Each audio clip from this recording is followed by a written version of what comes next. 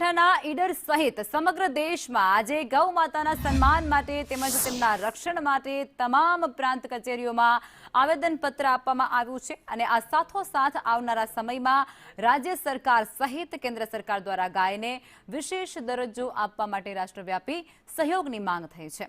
જો કે આવનારી 27મી જુલાઈ સુધી કોઈપણ પ્રકારનો કેન્દ્ર સરકારનો સહયોગ ન મળે તો જિલ્લા કક્ષાએ આવેદનપત્ર આપવાની પણ રજૂઆત કરવામાં આવી છે।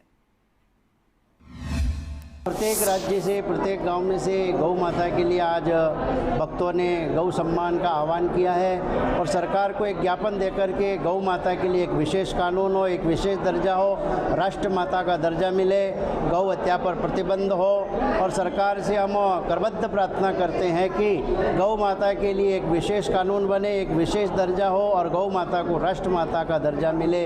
ऐसी हम सब संतों की तरफ से, भक्तों की तरफ से सरकार से, केंद्र सरकार से अपील है, प्रार्थना है, राष्ट्र माता का दर्जा गौ माता को मिले। आ अभियान एनो कोई नेता नहीं, एनो कोई मत पंथ नहीं, संप्रदाय नहीं। आ अभियान फक्त ने फक्त गौ माता ने बचाववा माटेनुं छे। आ अभियाननी अंदर छेल्ला 8 महीनाथी संतो लागेला छे। आ अभियान अंतर्गत संतोए खूब मेहनत करी अने आजे ईडर तालुकानी अंदर लगभग 10,000 हस्ताक्षर पत्रों साथे प्रांत साहेब ने आपणे सौए प्रार्थना पत्र अर्पण कर्युं। गौ माताना सम्मान माटे केंद्र सरकार अने राष्ट्रपतिने अमे प्रार्थना करीए छीए के तमे केंद्र में रहीने अमारी गौ मातानी खूब ज मोटा प्रमाण में हत्या थई रही है। हत्यानो तात्कालिक कानून बनावी अने गौ हत्या प्रतिबंध कानून बनावी अने गौ मंत्रालयनी स्थापना थाय। रस्ता में रजड़ती गौ माता ज्यां त्यां रस्ता पर एक्सिडेंट बहुत थाय छे।